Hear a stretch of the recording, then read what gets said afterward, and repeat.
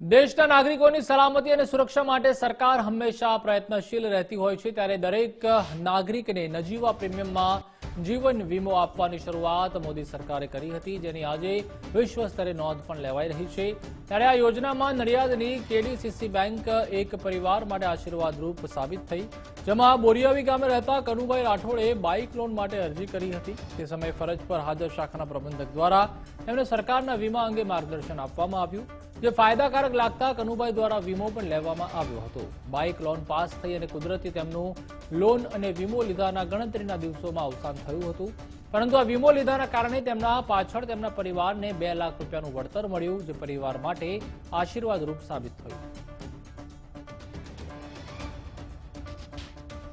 અમારા બોરિયાઈ ગામના કેડીસીસી બેંકમાંથી અમારા ગામના બોરિયાઈ બેંકના સાહેબ મેનેજર સાહેબને મળેલામાં આપવા જઈને મેનેજરને મળે તો આપવાને કે બાઇક લેવું છે તો લોન આપી, એમને લોન આપી પ્લસ કે એમને એવું કહ્યું કે તમે આ પ્રધાનમંત્રી યોજના વીમો તમે કઢાવો ગયા, તો મારા પપ્પાએ કઢાવ્યા, પપ્પાએ કઢાવ્યા 436 રૂપિયા વીમાના થતા હતા।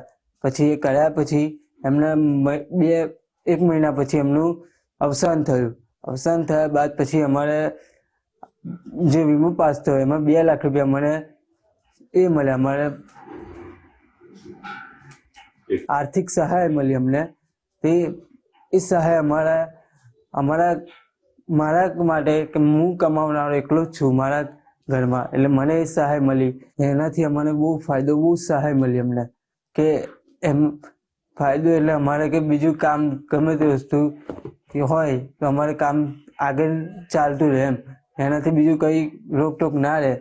હું દરેક લોકોને અપીલ કરું છું કે આ વીમો સામાન્ય છે, 436 રૂપિયા દરેકે લેવો જરૂરી છે। સરકારશ્રીની પ્રધાનમંત્રી જીવન જ્યોતિ વીમા યોજના, જેમાં 18 થી 50 વર્ષ સુધીના લોકોને માત્ર ₹436ના નજીવા પ્રીમિયમથી ₹2 લાખનો જીવન વીમો આપવામાં આવે છે।